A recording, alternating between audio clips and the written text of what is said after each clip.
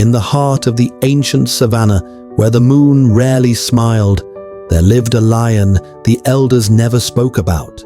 They called him Kuro, but only in whispers. For to say his name aloud was to invite his shadow. Kuro was not born of a pride. He was born on a night when the stars hid behind the clouds, and the wind carried no scent of life. The other lions said an omen walked that night, a shadow in the shape of a cub. As he grew, Kuro hunted alone. He never roared, he never played, he never slept where sunlight touched the ground.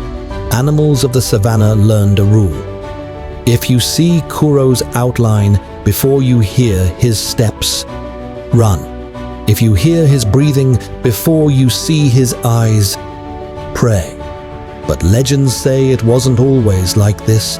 They say Kuro was once a noble cub with a gentle heart, until the night he followed a whisper. A whisper not carried by the wind, but by the darkness itself. It called to him from the forbidden plains, a place where bones rose from the sand and shadows walked without bodies. Kuro, curious and fearless, followed. What returned the next morning was no longer a cub.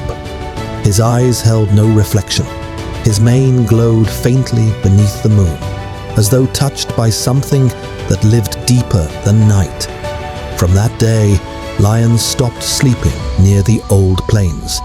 Antelopes avoided the grass that brushed his paws. Even vultures circled twice before landing.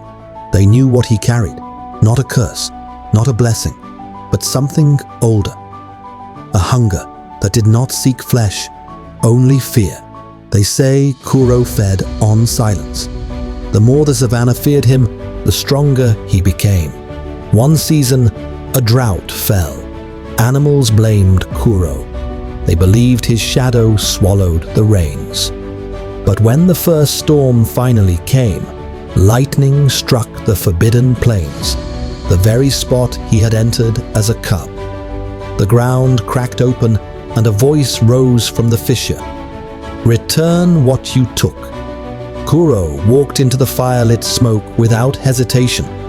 The animals watched his silhouette fade as the earth swallowed him whole.